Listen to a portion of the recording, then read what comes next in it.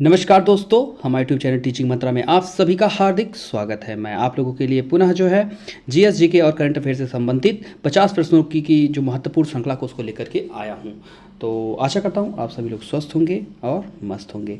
तो चलिए आइए हम लोग अपने प्रश्न नंबर की ओर चलते हैं। लेकिन जाने से पहले जिन भाई बहनों ने हमारे यूट्यूब चैनल को सब्सक्राइब नहीं किया है वो लोग सब्सक्राइब कर लें और बेल आइकन को प्रेस कर दें और जाने से पहले एक लाइक दे दें और शेयर कर दें ताकि ये जो वीडियो हमारी है ज़्यादा से ज़्यादा लोग तक पहुँच सके। ठीक है, तो चलिए आइए हम लोग प्रश्न नंबर 1 को चलते हैं क्योंकि ज़्यादा समय हम आपका ख़राब नहीं करना चाहते हैं।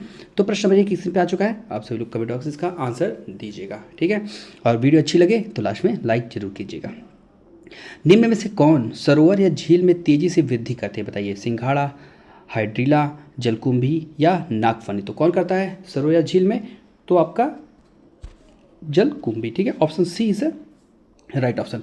ये जो है मूलतः पहले जो है दक्षिण अमेरिका जो अमेजन के वहाँ पे पाया जाता था 1896 में। ठीक है, और उसके बाद भारत में ये जलकुंभी कब आया था? तो 1950 में आया था। 1950 में जो है आया और इसने अपना आतंक मचाया था बंगाल और असम में। ठीक है, बहुत ज़्यादा समस्या पैदा कर दिया था। ठीक है, तो इसका राइट आंसर है जो काफ़ी तेज़ी से कौन फैलता है सरोवर और झील में? तो जलकुंभी फैलता है। चलते नेक्स्ट प्रश्न नंबर 2 स्क्रीन पे आ चुका है। वन के पेड़ों की छालों पर उगे मिलते हैं, क्या मिलते हैं? बताइए, जीवाणु, लाइकेन, कवक, मांस। तो क्या मिलते हैं? तो लाइकेन मिलते हैं। Option B is right option. आई चलते नेक्स्ट प्रश्न की ओर। नेक्स्ट स्क्रीन पे आ चुका है प्रश्न नंबर 3। हैदराबाद में स्थित हुसैन सागर झील किस जीव की वृद्धि से नष्ट हुई है? बताइए, लेमना, हाइड्रीला, मगरमच्छ, जलकुंभी। मैं आपको भी पिछले प्रश्न में बताया था किसके कारण हुई थी? तो जलकुंभी कारण। Option D is a right option. इसका भारत में प्रवेश कब हुआ था? तो 1950 में हुआ था। ठीक है, और ये जो है असम और बंगाल में दो जगह जो है सबसे ज़्यादा अपना वो आतंक फैलाया था। तो आइए चलते नेक्स्ट प्रश्न की ओर। नेक्स्ट प्रश्न पे आ चुका है प्रश्न नंबर 4। मरुस्थल में उगने वाले पौधे कहलाते क्या कहलाते हैं? मोजोफाइटस, हाइड्रोफाइटस, जीरोफाइटस और हेलोफाइटस। तो सब क्या कहलाते हैं? तो मरुस्थल जो होते हैं उसे जीरोफाइटस कहा जाता है। ठीक है, ऑप्शन सी से राइट ऑप्शन। और जो जल में रहते हैं तो जल में उगने वाले पौधों को क्या कहते हैं? तो हाइड्रोफाइटस कहते हैं। ठीक है, आइए चलते नेक्स्ट प्रश्न की ओर। प्रश्न नंबर 5। पादप वृद्धि हेतु सबसे उपयुक्त है क्या है? बालू है, दोमट मिट्टी है, चिकनी मिट्टी है या बजरी? तो पादप वृद्धि के लिए सबसे उपयुक्त क्या है? तो दोमट मिट्टी है। Option B is right option. ठीक है, आज चलते नेक्स्ट प्रश्न की ओर। प्रश्न नंबर 6। निम्नलिखित में से कौन सा कारक किसी स्थान की वनस्पति निर्धारित करता है? बताइए, प्रकाश, वर्षा, मृदा या मृदा जल। तो कौन करता है? तो आपका वर्षा करता है। ठीक है, option B is right option. वर्षा के आधार पर वनस्पति का आधार वहाँ पर निर्धारित होता है। तो आई चलते नेक्स्ट प्रश्न की ओर। पौधे किस प्रकार का जल अवशोषित करते हैं? बताइए, गुरुत्वीय जल, केशिका जल, आर्द्रता जल और क्रिस्टलीय जल। तो बताइए कैसा? तो केशिका जल करते हैं। ठीक है, option B is right option. आइए चलते हैं नेक्स्ट प्रश्न की ओर। प्रश्न नंबर 8। मरुस्थल पादप अधिकतर होते हैं कैसे होते हैं? मांसल होते हैं, शाकी होते हैं, पर्णवृत्तीय होते हैं या पर्णविवृत्तीय होते हैं? तो कैसे होते हैं? तो ये मांसल होते हैं। ठीक है, option A is right option. ठीक है, मरुस्थल पादप अधिकतर कैसे होते हैं? तो मांसल होते हैं। चलते हैं नेक्स्ट प्रश्न की ओर। प्रश्न नंबर 9। पारितंत्र में ऊर्जा का पिरामिड होता है, कैसा होता है? बताइए, सदैव उल्टा होता है, सदैव सीधा होता है, पहले उल्टा बाद में सीधा या किसी भी प्रकार का नहीं होता है? तो सदैव क्या होता है? वो सीधा होता है। ठीक है, option B is right option. पारितंत्र में ऊर्जा का पिरामिड हमेशा सीधा रहता है। चलते हैं नेक्स्ट प्रश्न की ओर। प्रश्न नंबर 10। खाद्य जाल में ऊर्जा का प्रवाह होता है, बताइए क्या? एक दिशीय, द्विदिशीय, चतुर्दिशीय और त्रिदिशीय। तो कैसा होता है? तो एक दिशीय होता है। ठीक है, इसका जो है खाद्य जाल में जो ऊर्जा का प्रवाह होता है उसका नियम किसने दिया था? तो लिंडमान के द्वारा जो है इसका नियम दिया था। 10% जो है ऊर्जा बस ट्रांसफ़र होती है। ठीक है, 100% में से 10% ही ऊर्जा जो है आगे की ओर ट्रांसफ़र होती रहती है। ठीक है, इसका नियम किसने दिया था सर्वप्रथम? तो लिंडमान के द्वारा दिया गया था। ठीक है, और खाद्य जाल में ऊर्जा का प्रवाह एक दिशी होता है। आज चलते नेक्स्ट प्रश्न की ओर। नेक्स्ट स्क्रीन पे आ चुका है प्रश्न नंबर 11। सर्वप्रथम क्वार्टजाइट पत्थरों के स्थान पर जैस्पर, चार्ट आदि पत्थर प्रयुक्त हुए थे, कब हुए थे? मध्य पूरा पाषाण काल में, नव पाषाण काल में, मध्य पाषाण काल में या निम्न पूरा पाषाण काल में? कब हुए थे? तो ये हुए थे मध्य पूरा पाषाण काल में। Option A is right option. आई चलते नेक्स्ट प्रश्न की ओर। प्रश्न नंबर 12। निम्न स्थलों में से किस एक की खुदाई प्रस्तर युग से हड़प्पा संस्कृति तक निरंतर ह्रास और संस्कृति विकास का प्रमाण देती? बताइए, कालीबंगा देती है, धौलावीरा देती है या अल्लाहदीनो देती है या मेहरगढ़ देती है? तो कौन देती है? तो सभी लोग को पता होगा, Mehrgarh. Option D is right option. आई चलते प्रश्न नंबर 13 की ओर। प्रश्न नंबर 13। कोपेनहेगन संग्रहालय की सामग्री में पाषाण, कांस्य और लौह युग का मतलब त्रियुगीन त्रियुगीय विभाजन किया गया है, ठीक है, त्रियुगीय विभाजन किया गया था। किसके द्वारा किया गया था बताइए? थॉमसन के द्वारा, लुबाक के द्वारा, टेलर के द्वारा और चाइल्ड्स के द्वारा। किसके द्वारा किया गया था? तो थॉमसन के द्वारा, ठीक है। Option A is a right option. इन्होंने ही जो है इन तीन कांस्य, लौ युग और पाषाण युग, ठीक है, 3 युग में विभाजन किया था थॉमसन ने। अच्छा, तो नेक्स्ट प्रश्न की ओर। नेक्स्ट प्रश्न आ चुका प्रश्न नंबर 14। उत्खनित प्रमाणों के अनुसार पशुपालन का प्रारंभ हुआ था, बताइए कब हुआ था? निचले पूर्व पाषाण काल में हुआ था, मध्य पूर्व पाषाण काल में हुआ था, या ऊपरी एवं पाषाण काल में हुआ था, या मध्य पाषाण काल में हुआ था? कब हुआ था? तो ये आपका जो है मध्य पाषाण काल में हुआ था। Option D is a right option. किसका? पशुपालन का प्रारंभ सबसे सर्वप्रथम। अच्छा, तो नेक्स्ट प्रश्न की ओर। और सबसे पहले पालतू पशु कौन सा था? तो कुत्ता था, ठीक है। चलते प्रश्न नंबर 15 की ओर। मध्य पाषाणिक प्रसंग में पशुपालन के प्रमाण जहाँ मिले हैं वह स्थान है, बताइए क्या है? लंगनाज है, वीरभानपुर है, आदमगढ़ है और चोपनी मांडो है। तो क्या है वो? तो आदमगढ़ है, ठीक है। Option C is a right option. आइए चलते नेक्स्ट प्रश्न की ओर। नेक्स्ट प्रश्न पे आ चुका प्रश्न 16वां। निम्नलिखित में से किस स्थल से हड्डी के उपकरण प्राप्त हुए, बताइए? चोपनी मांडो से, काकोरिया से, मदहा से और सराय नाहर राय से। कहाँ से हुआ है? तो ये मदहा से हुआ है, ठीक है। Option C is a right option. क्या? हड्डी के उपकरण, ठीक है। सबसे चलते नेक्स्ट प्रश्न की ओर। प्रश्न नंबर 17। हड्डी से निर्मित आभूषण भारत में मध्य पाषाण काल के संदर्भ में प्राप्त हुए हैं, कहाँ से बताइए? सराय नाहर राय से, मदहा से, लेखिया से या चोपनी मांडो से। तो कहाँ हुए हैं? तो मदहा से, ठीक है। Option B is a right option, ठीक है। कहाँ से? हड्डी से निर्मित। अभी पिछले प्रश्न में बताया था, यहाँ पे आभूषण है और यहाँ पे देखिए इस प्रश्न में क्या है? तो हड्डी के उपकरण, ठीक है। तो दोनों कहाँ से हुए हैं? मदहा से, ठीक है। आइए चलते नेक्स्ट प्रश्न की ओर। प्रश्न नंबर 18। खाद्यान्नों की कृषि सर्वप्रथम प्रारंभ हुई थी, बताइए? नवपाषाण काल में, मध्य पाषाण काल में, पूरा पाषाण काल में और प्रोटो ऐतिहासिक काल में। तो कब हुई थी ये? तो नवपाषाण काल में हुई थी, ठीक है। क्या? कृषि, ठीक है। आप सभी लोग बताइए साथ में। तो कृषि तो प्रारंभ हो गई है, तो सर्वप्रथम कौन सी फसल बोई गई थी? तो सभी लोग बताइए। तो जौ, ठीक है। आप नोट कर लीजिएगा कौन सी फसल सर्वप्रथम बोने वाली जो फसल थी वो जौ था, ठीक है। Option A is right option. और कृषि कब से प्रारंभ हुई थी? तो नवपाषाण काल में, ठीक है। आए प्रश्न नंबर 19 की ओर। भारत में मानव का सर्वप्रथम साक्ष्य कहाँ मिला है, बताइए? नीलगिरी पहाड़ियाँ, शिवालिक पहाड़ियों से और नलमाला पहाड़ी या नर्मदा घाटी। तो ये कहाँ से मिले हैं? तो नर्मदा घाटी से, ठीक है। Option D is right option. सर्वप्रथम यहाँ से मानव के साक्ष्य मिले हैं, ठीक है। चलते प्रश्न नंबर 20 की ओर।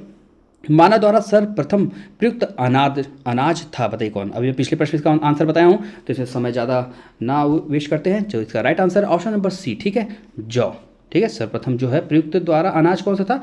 तो जौ था। चलते नेक्स्ट प्रश्न की ओर। प्रश्न नंबर 21।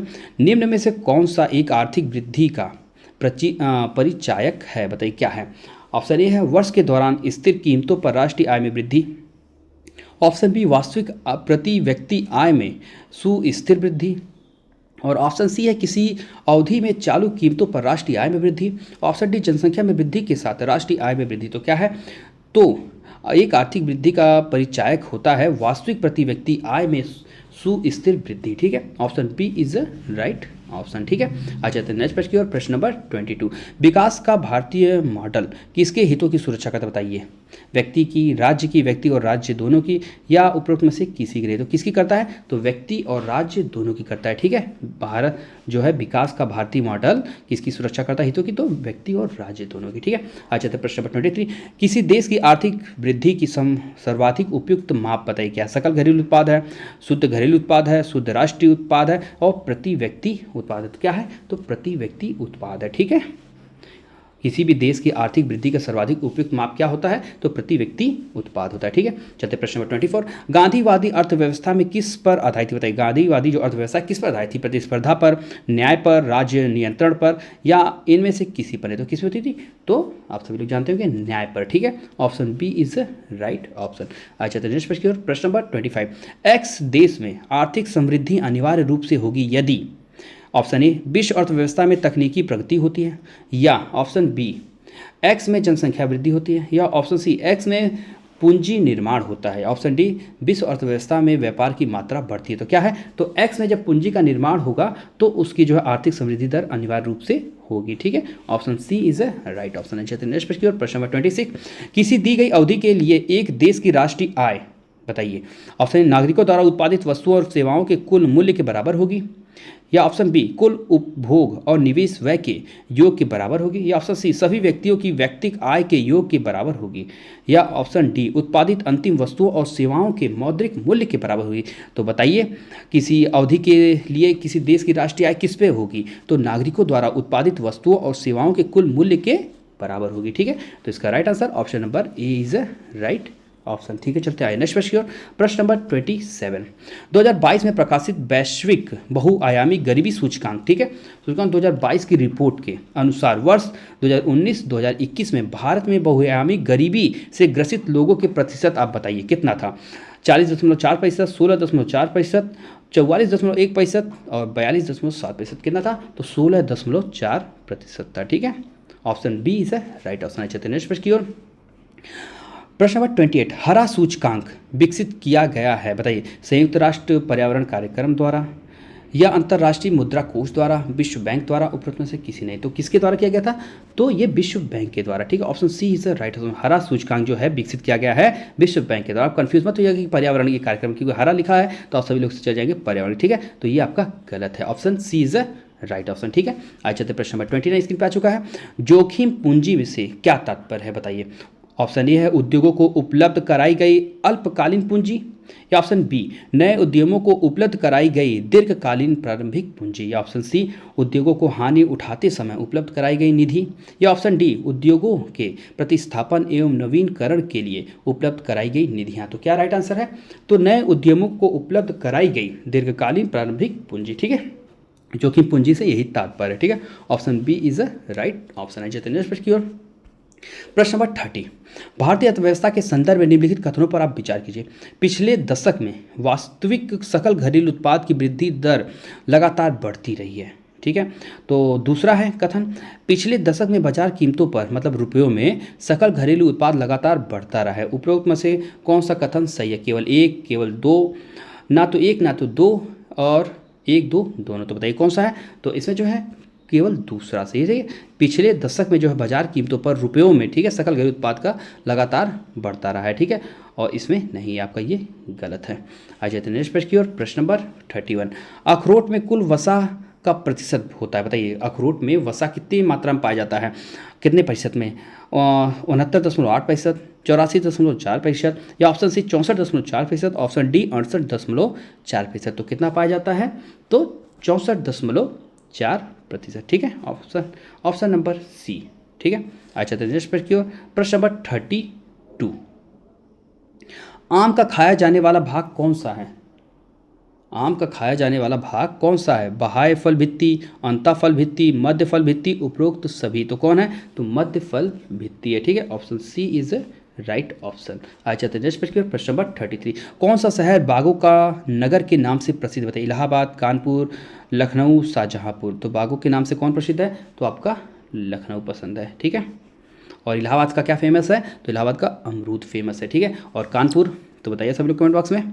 चलते नेक्स्ट प्रश्न की ओर। प्रश्न नंबर 34, स्पंजी ऊतक क्षय किस फल का हानिकारक शारीरिक रोग है? बताइए अनार का, केला का, राष्ट्रीय फल आम का है, या चेरी का? आपको मैं पिछली वीडियो में बताया था, इसका राइट आंसर है आम का। ठीक है, राष्ट्रीय फल आम का है। ठीक है, अच्छे नेक्स्ट प्रश्न की ओर। प्रश्न नंबर 35, आम की कौन सी ऐसी किस्म है जो रसोई उद्यान मतलब किचन गार्डनिंग के लिए उपयुक्त मानी जाती है? अल्फांसो, चौसा, दशहरी, अम्रपाली। तो कौन है? तो अम्रपाली जो है किचन गार्डनिंग के लिए सरयुक्त मतलब उपयुक्त मानी जाती है। Option D is right option. चलते नेक्स्ट प्रश्न की ओर। प्रश्न नंबर 36, बहुभ्रूणीयता किस फल में पाई जाती है? बताइए जामुन में, आम में, या सिट्रस फल में, या उपरोक्त सभी में। तो किसे पाई जाती है? तो ये सभी में पाई जाती है। ठीक है, क्या?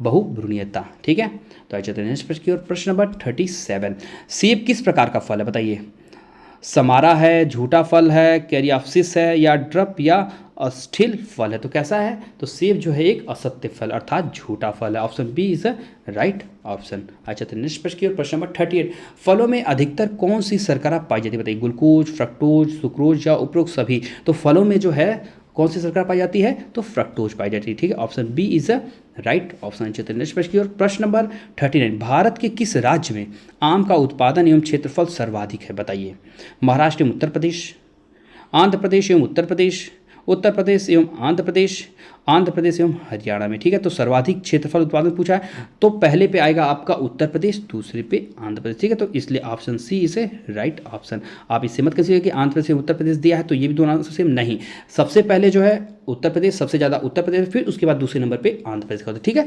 सर्वाधिक क्षेत्रफल है, ठीक है, उत्पादन का। अच्छा, तो नेक्स्ट प्रश्न की ओर, प्रश्न नंबर 40 स्क्रीन पे आ चुका है। सेब का कौन सा भाग खाया जाता है बताइए? गुद्देदार, पुष्पासन, पूर्ण पुष्पक्रम, बीजांडासन या मध्य एवं अंता फल भित्ति। तो क्या खाया जाता है? तो गुद्देदार जो पुष्पासन होता है उसी को खाया जाता है। ठीक है, option A is right option. अच्छा, तो नेक्स्ट प्रश्न की ओर, प्रश्न नंबर 41। हाल ही में जिनेवा में आयोजित विश्व स्वास्थ्य सम्मेलन में किसे नेल्सन मंडेला पुरस्कार 2024 से सम्मानित किया गया बताइए? किसको? आपके सामने चार ऑप्शन है। NIMHANS Bengaluru, Tata memo cancer hospital Mumbai और एम्स मतलब दिल्ली एम्स है, गंगाराम हॉस्पिटल दिल्ली। तो किसे किया गया है? तो NIMHANS बेंगलुरु। ठीक है, option A is right answer. कौन सा? नेल्सन मंडेला 2024 पुरस्कार। ठीक है, ये जो जिनेवा में आयोजित विश्व स्वास्थ्य सम्मेलन में। ठीक है, तो किसको मिला? बेंगलुरु को। ठीक है, अच्छा, तो नेक्स्ट प्रश्न की ओर, प्रश्न नंबर 42। हाल ही में स्वास्थ्य मंत्रालय ने किसे तंबाकू नियंत्रण के लिए ब्रांड एम्बेसडर नियुक्त किया बताइए? Lander pace, PV Sindhu, Smriti Mandhana और प्रीति अरोड़ा। तो किसको किया गया है? तो PV सिंधु को। ठीक है, किसका? तो तंबाकू नियंत्रण ब्रांड एम्बेसडर की नियुक्त की गई है। ठीक है, कौन? PV सिंधु। किसके द्वारा? स्वास्थ्य मंत्रालय के द्वारा। चलते नेक्स्ट प्रश्न की ओर, प्रश्न नंबर 43। हाल ही में भारत सरकार के किस प्रमुख दूरसंचार अनुसंधान एवं विकास केंद्र को संयुक्त राष्ट्र के WSIS 2024 चैंपियन पुरस्कार से सम्मानित किया गया बताइए? नास्कॉम, एरिक्सन, RTECS और C. तो किसे? तो C. को। ठीक है, option D is right option. Next प्रश्न की प्रश्न नंबर 44 स्क्रीन पर आ चुका है। भारतीय निर्यात आयात बैंक, ठीक है, एग्जाइम बैंक ने पूर्वी अफ्रीकी देशों में व्यापार को बढ़ावा देने हेतु किस शहर में कार्यालय खोला बताइए? काहिरा मिस्र में, नैरोबी केन्या में, किगाली रवांडा में और कंपाला युगांडा में। तो कहाँ पे खोली है? तो नैरोबी केन्या में। ठीक है, option B is right option है। नेक्स्ट प्रश्न की ओर, प्रश्न नंबर 45। हाल ही में जारी राष्ट्रीय सांख्यिकी कार्यक्रम, ठीक है, NSO के आंकड़ों के अनुसार वित्त वर्ष 2023-24 में देश की GDP कितने % की दर से बढ़ी है? 8.2%, 8.5%, 7.6% और 9%। तो कितना? तो 8.2% की वृद्धि हुई है 2023 और 24 में। चलते हैं प्रश्न नंबर 46। टाइम मैगजीन ने वैश्विक 100 सबसे प्रभावशाली कंपनियों की सूची में किन 3 भारतीय कंपनियों को शामिल किया बताइए? रिलायंस, टाटा और सीरम इंडिया, टाटा अडानी बजाज या रिलायंस अडानी बिरला, DHL टाटा रिलायंस। तो किसे किया? तो रिलायंस को, टाटा को और सीरम इंडिया को। ठीक है, option A is right option. अच्छा, नेक्स्ट प्रश्न की ओर, प्रश्न नंबर 47। चेन्नई स्थित किस निजी कंपनी ने 3 डायमेंशनल, ठीक है, 3D प्रिंटेड इंजन के साथ दुनिया का पहला अंतरिक्ष रॉकेट प्रक्षेपित किया बताइए? Mahindra space, Agnikul Cosmos, Tata space और स्पेस एक्स। तो किसने किया है? तो अग्निकुल कॉस्मॉस के द्वारा। ठीक है, option B is right option है। चलिए नेक्स्ट प्रश्न की ओर, प्रश्न नंबर 48। हाल ही में किस राज्य सरकार ने कृत्रिम बुद्धिमत्ता को स्कूली पाठ्यक्रम में शामिल किया है बताइए? केरल, आंध्र प्रदेश, राजस्थान, पश्चिम बंगाल। तो किसने? तो केरल है। ठीक है, option A is right option. चलिए नेक्स्ट प्रश्न की ओर, प्रश्न नंबर 49। हाल ही में पाकिस्तान ने बेहतर इंटरनेट सुविधा हेतु चीन की मदद से किस नाम से एक सैटेलाइट लॉन्च किया बताइए? PAK पाक स्पेस, पाकसेट MM या पाक ITR। तो क्या है वो? तो पाकसेट MM। ठीक है, option C is right option. Next प्रश्न, प्रश्न नंबर 50 स्क्रीन पे आ चुका है और हमारी वीडियो का आखिरी प्रश्न है आज। ICC ने 9वें पुरुष T20 विश्व कप का ब्रांड एम्बेसडर किसे नियुक्त किया बताइए? क्रिस गेल को, शाहिद अफरीदी को, युवराज सिंह को, उपरोक्त सभी को। तो किसको किया है? तो उपरोक्त सभी को। Option D is right option है। ठीक है, तो आज हमारे 50 प्रश्नों की श्रृंखला जो है यहीं पे समाप्त होती है। आशा करता हूँ आप सभी को हमारी वीडियो काफ़ी पसंद आई होगी। ठीक है, तो जिन भाई बहनों ने हमारे यूट्यूब चैनल को सब्सक्राइब नहीं किया है तो सभी लोग जो हैं सब्सक्राइब कर लें और बेल आइकन को प्रेस कर दें। अगर आपको हमारी वीडियो काफ़ी पसंद आई होगी तो आप एक लाइक कर दीजिएगा और शेयर कर दीजिएगा ताकि ये जो है वीडियो हमारी ज़्यादा से ज़्यादा लोगों तक पहुँच सके। तो आपसे पुनः जो है नए वीडियो में मुलाकात होगी नए प्रश्नों के साथ। और तो चलते हैं, फिर नए वीडियो में मिलेंगे। आप सभी का बहुत बहुत धन्यवाद।